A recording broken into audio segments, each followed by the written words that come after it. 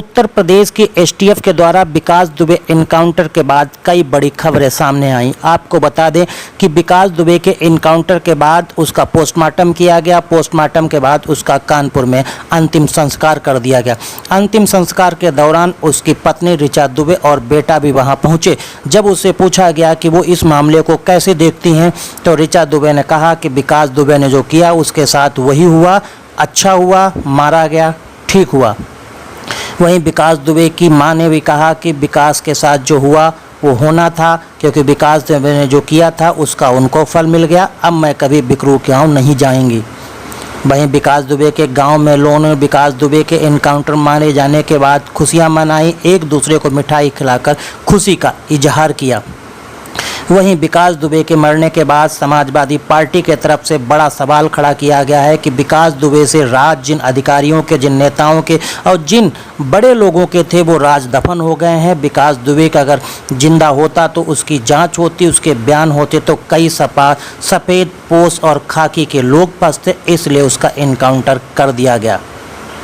वहीं प्रियंका गांधी ने विकास दुबे के एनकाउंटर मामले पर कहा है कि इसकी उच्च स्तरीय जांच होनी चाहिए और इसके दोषियों को बख्शा नहीं जाना चाहिए, क्योंकि विकास के साथ लंबे लोगों के हाथ जुड़े थे, बड़े लोगों के हाथ जुड़े थे, नेताओं के हाथ थे उनके साथ और अधिकारियों के हाथ थे, इसलिए उनकी जांच होनी चाहिए।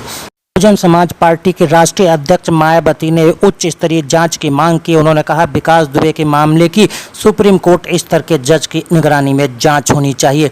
राहुल गांधी ने भी जांच का हवाला देते हुए कहा कि विकास दुबे के एनकाउंटर से कई लोग बच गए हैं, इसकी उच्च स्तरीय जांच होनी चाहिए।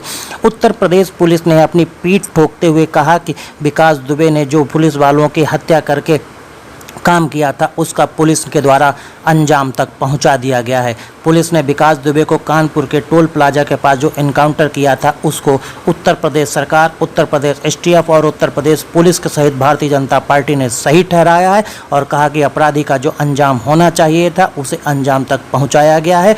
और जो 8 पुलिसकर्मी शहीद हुए हैं उनके परिजनों को भी अब शांति मिली होगी कि उनके परिजनों को बदला मिल गया है। आइए आपको दिखाते हैं NNOI के फटाफट।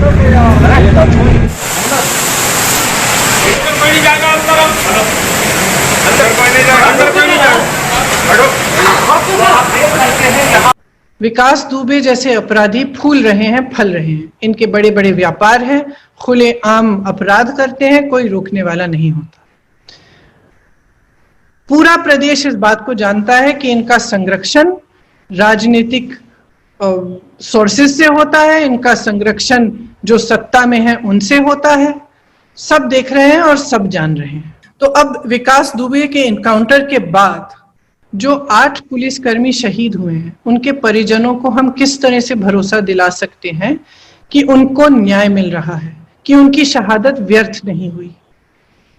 कांग्रेस पार्टी की यह मांग है कि सुप्रीम कोर्ट के सिटिंग जज, एक मौजूदा जज द्वारा एक न्यायिक जांच हो, जो पूरे कानपुर कांड का पूरी तरह से उसमें जांच करके जो असलियत है वो जनता के सामने रखे। गाड़ियों की ये कितने बजे से चल रहा है? पत्रकारों की गाड़ी ही रोकी गई है इसमें कारण? पत्रकार नहीं रोके। पत्रकारों को रोका क्यों नहीं गया?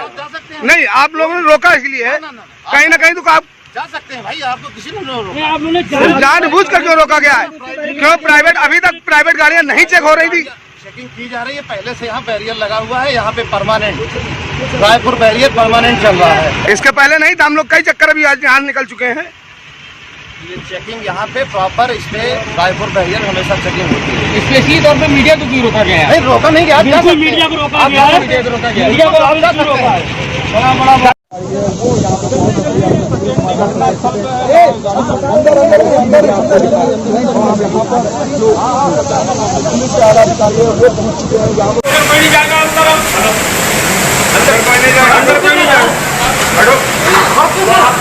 यूट्यूब चैनल को सब्सक्राइब करके घंटी का बटन जरूर दबाना। खबरें कैसी लगी, अच्छी या फिर खराब, कमेंट्स जरूर करना।